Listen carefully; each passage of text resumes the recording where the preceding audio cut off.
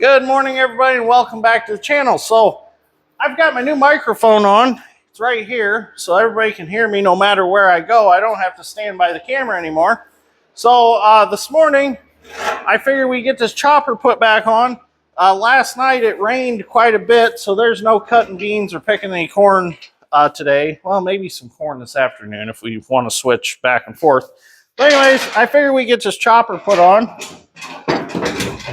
So it's pretty simple to get this chopper put on. It just hangs in slots here on the combine, so it's really easy.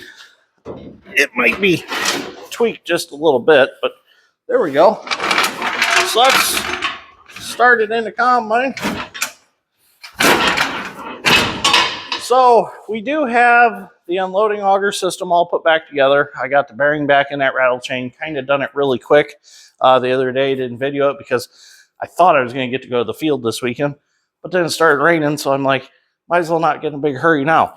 So now that we got this chopper back on, we can move forward with this project. I need to go through, and it's got a few chopper knives that are missing, and those are going to be throwing it out of balance, so I've got to get them put in. I'm pretty sure I got some extra ones over in the building, or I can go rob one out of the old chopper, one or two. So let's get started, see how far we can get on this today, get it put back together. So I want to touch on something that was brought to my attention by the viewers, and I appreciate the suggestion. And looking back, I should have done it. You guys are right. I should have probably coated the floor of the hopper with something, the original floor, before I put them patches in. Probably should have done some kind of high zinc primer to keep it from rusting anymore, or some seam sealer or something along those lines. But I kind of figured, kind of looking back, thinking about it, I'm like, well, how many more seasons am I going to get out of this combine? I mean, I hate to say it, but it's got 5,000 separator hours on it. It's a 1981. You know, I only paid $1,500 for this combine when I bought it on an auction. And I kind of bought it kind of just as a joke. My dad had mentioned, don't you dare buy that Gleaner combine. Well, I walked over there while it was selling, and I realized it was only, at the time, it was only up to 500 bucks. And I'm like, oh, the drive tires are worth 500 bucks, huh? The Firestone drive tires. And then I got to thinking, I'm like, the engine's worth that. So I'm sitting there looking at it, and you know me, you've seen from other videos on my channel, I'm constantly, the mind is at work, coming up with different things I can build, things I can do. Well, I stood there thinking, I'm like, you know what, I'm a bid on this. I don't care what Dad says.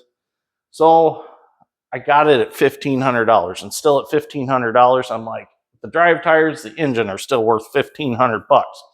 So I run over, and there was another ring going at the auction. I run over there, and I told Dad, he's like, oh, you didn't. I said, yeah, we're taking a Gleaner combine home. So I bought it non-running. We went that Sunday.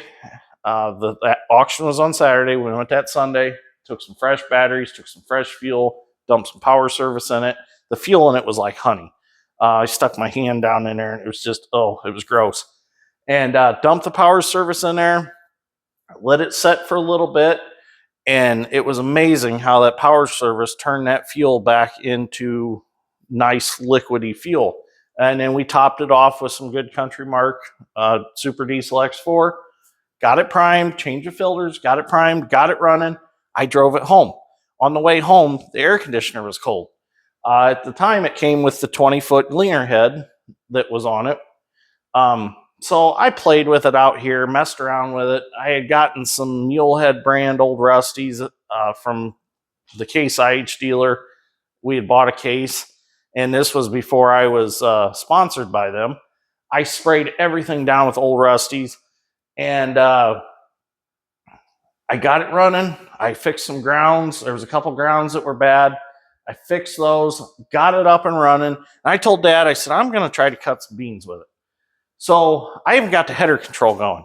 I was so proud of myself. I actually got the books with it, got the wiring diagram out. The mice had destroyed all the wiring under there. I got everything wired back up, and I got the header control going. And I cut beans with it that fall, and it's been a love affair ever since.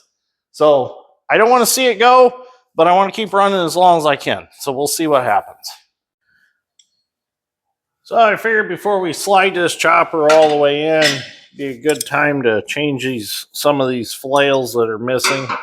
So the way this works is this drum turns and these flails or choppers, whatever you want to call them, swing through the stationary knives like so.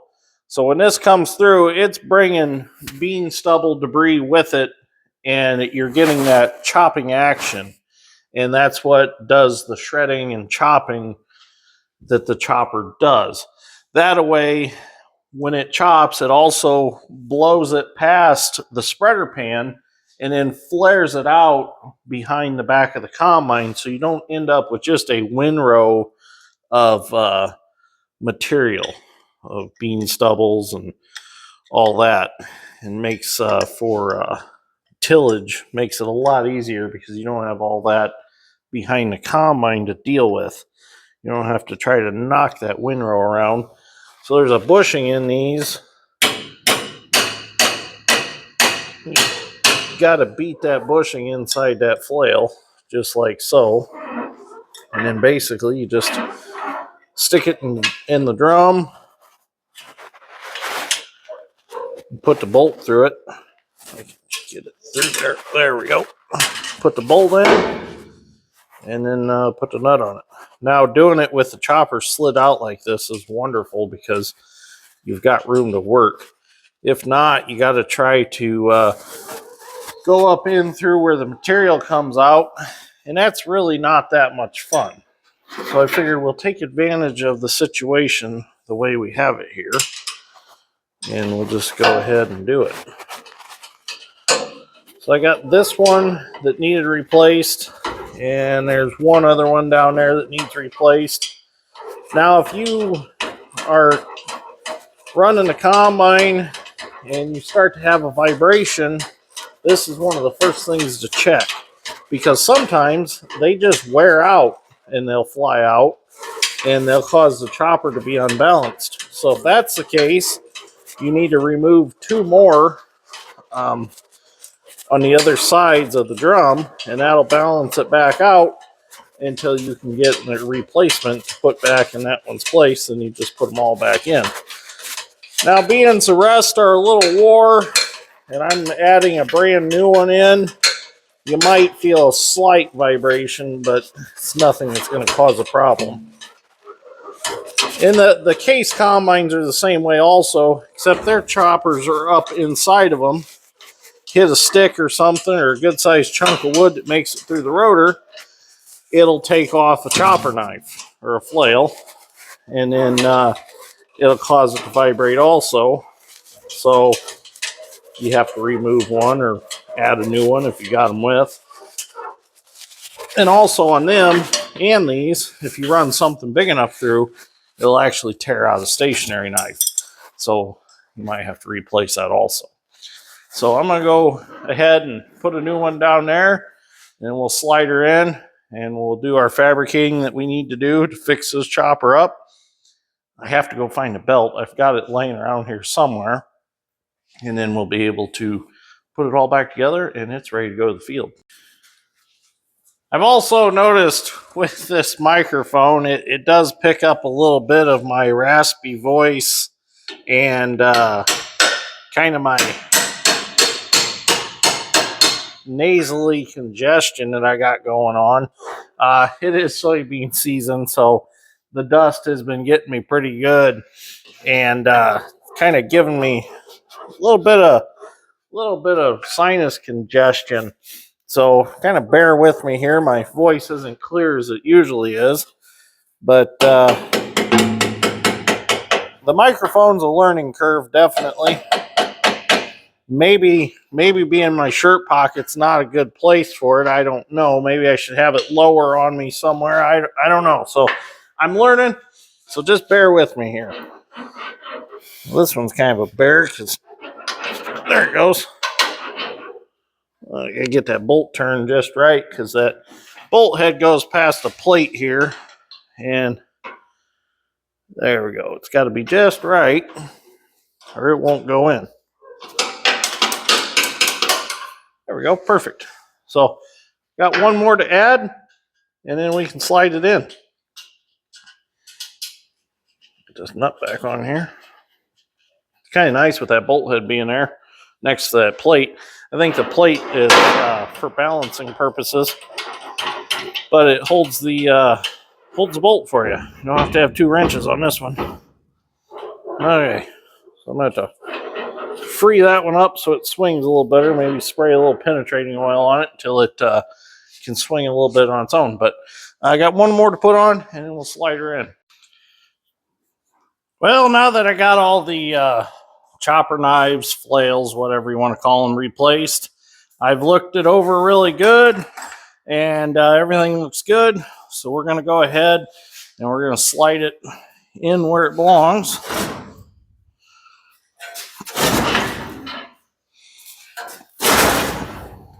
Just like so. I have to help it here a little bit with a pry bar. Get under that lip. We got a little. She's a little tweaked from when it was on the other combine, and obviously got backed into utility pole. So we got to kind of reform everything as we go. And I figured the best way to do that was on the machine. Grab a little bit bigger hammer here and see if we can get that tapped under there. Yeah, maybe not. So this lip on the back of the combine is a little bent down, and the new one's a little bent up. So I have to do a little reshaping there, but we'll get it. Well, okay, we got the chopper in its place. I didn't record it because there was a lot of beating with a hammer, but there was a bracket hanging down in the front. I had to torch a bolt off and let it slide in there. The old chopper was a hair different design, and that bracket held the other one in.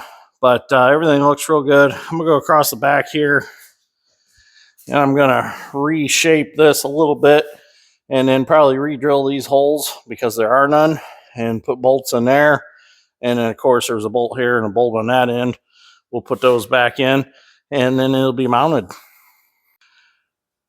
Well, I got that somewhat straightened out. All I did was took a pair of Knipex channel locks here and just kind of pulled it up. I got both ends with the original holes. I got them bolted up. So go ahead and move this jack out of the way. I was originally going to try to take the jack and try to push something up under this lip to get it back up. So what I'm going to do is I'm going to go ahead and drill these holes now, get that bolted. That'll hold this a little stiffer, and maybe I can do a little more with that to straighten it out.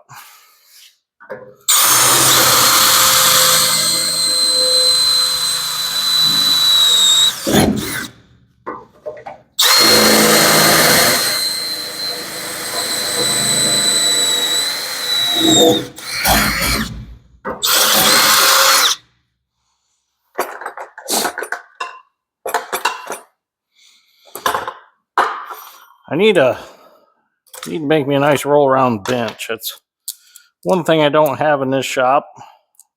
I got one in my home shop, but I need to make one for here too.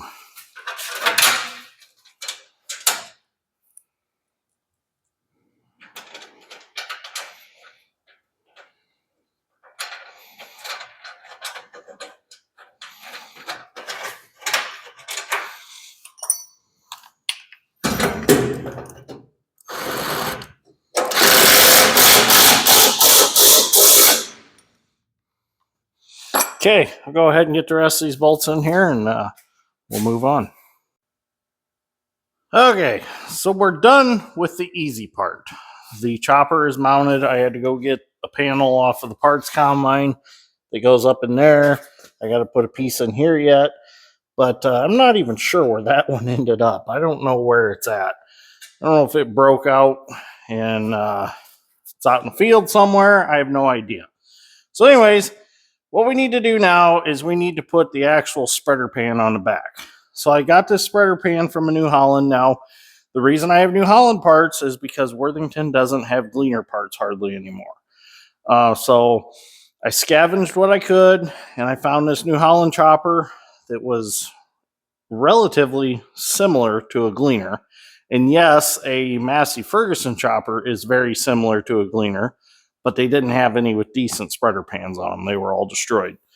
So I just grabbed these New Holland parts. I got some over there. I got this piece here.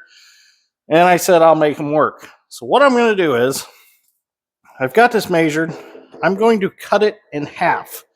And I'm going to bring it together because it is too wide. I'm going to overlap the flat top part. I'm going to cut these molded or formed edges. I'm going to cut those so they'll marry together nicely. And then I'm going to put it on the back of the Gleaner and bolt it on. It should match some holes in the sides, so I can bolt it on the way it was. And then I'll just weld this back together real nice. And it should work. So this is experimental, but my hypothesis is it will work. So let's get at it and get her done. Okay, let's start cutting. See what happens. I got her marked out already. Just follow the line.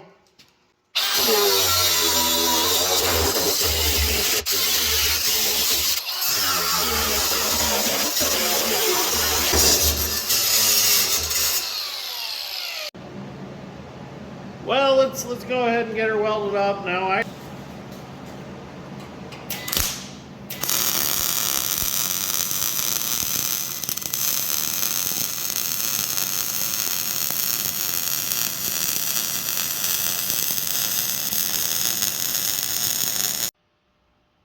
Okay, so I welded that other piece of metal I had from the New Holland combine in there, and now I'm going to put the spreader pan back on. I needed something to block in front of that spreader pan, so that piece fit in there pretty good after a little cutting with the Evolution saw.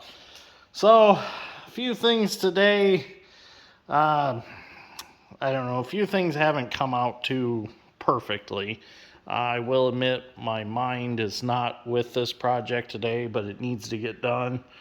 Unexpectedly, last night, my grandpa passed away, so my mind's kind of with my family and my dad and everything that's going on. You know, it's got me a little rattled.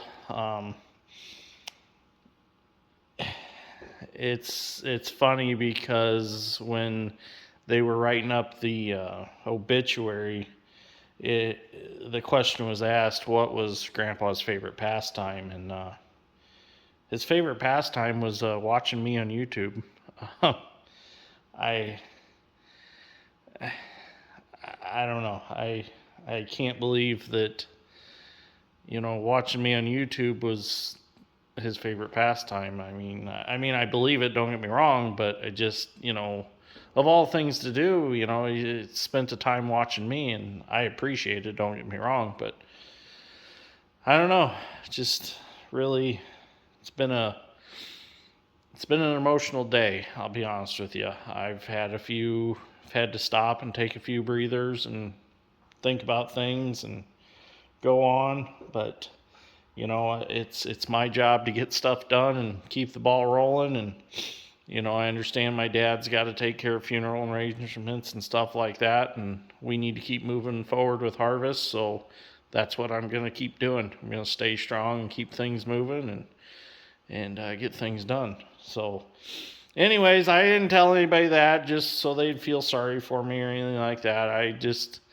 figured I'd let everybody know, you know, Grandpa unexpectedly passed away Friday night at about 3 o'clock or 3 a.m. in the morning. So Saturday, I guess, early Saturday morning. But I know a lot of my friends around here are going to see it in the obituaries. And I figured I'd touch on it. But anyways, Grandpa would have wanted me to keep going on this combine and get it done so we can get the crop out. So that's what I'm going to keep doing. Going to get her done and get her back out in the field. So I know he really enjoyed watching this combine. Never owned a Gleaner himself, but really enjoyed being around the Gleaners that I owned. So I always thought that was pretty cool. So Anyways, let's get this done. We won't be able to try it today because we don't have no beans to cut, but at least it'll be done. So one thing to check off the list, and actually after this, combine's ready to go to the field. So okay, let's keep working on it. Okay, so this is as far as I'm going to get on this today. I've actually got it ready to fasten the, I guess you could call it, tailboard of the chopper back on. But I need some steel from my house, and it's already like 5 o'clock in the afternoon. So I'm just going to call it a day, and Madison and I are probably going to go out to dinner this evening. But kind of got some interruptions along the way today with everything going on, which is perfectly fine. Dad and I went out and got some corn out of the field here. And then we went and got picked out some of the pretty ears of my Indian corn and took them to a florist so that they could be made into an arrangement for the top of my grandpa's casket. So got a little behind in the project, which is okay. No big deal. So it'll be here tomorrow. I'll come work on it tomorrow, get it finished up. And I need Dad's help because I need a little bit of help holding everything straight. I need to take this out, and it did warp a little bit. It's not quite sitting right now, and it looks worse than it is. I mean, that side looks real bad, but it's kind of warped from when I welded there in the center. So what I'm gonna do is take it out, put it on some blocks of wood, and I'll take the eye on the quick coupler, the 220, and I'll just gently shove it back down and straighten it out. For some reason, when I welded the top side, it didn't do that at all. As soon as I flipped it over and welded the bottom side, that's when it warped. I'm like, that don't make any sense. I thought for sure that it would warp from the top, being as I welded all the way across the top nonstop. But, well, I shouldn't say nonstop, but I welded all the way across the top without letting it cool. But for some reason, when I welded the bottom, it drawed. So, whatever. It is what it is. I can straighten it out and go on. That's the nice thing about metalworking is you can always straighten the stuff out. So I'm going to grab some steel from my house that I have, and I want to create some brackets right here that I can make this tailboard adjustable. I was just going to make it to match the original Gleaner one, but I thought, I better not in case I want to adjust it. So I'm actually going to make some brackets and probably just drill a couple holes for one of these holes to be adjustable. We'll see what happens, but I need that steel from home, so it's no point in running home and getting it and coming right back. So we'll just call it a night. So anyways, thank you for watching. I greatly appreciate it. I'll see you all in the next one. I'll probably do this off camera tomorrow, just get it knocked out and done, and in the next video I'll actually be cutting beans, and we'll see how it all works. Kind of mixing different colors here, New Holland and Gleaner, so we'll see what we end up with. Hopefully it all works. I think it'll all work. I don't see why it won't work. I do need to put in, I need to put fins back in the center part, so I'm gonna have to figure out how to do that. But this is a little thinner than I thought and kind of burned through in a couple spots, but oh well, it'll be fine. So anyways, thank you for watching. I greatly appreciate it. We'll see you all in the next one.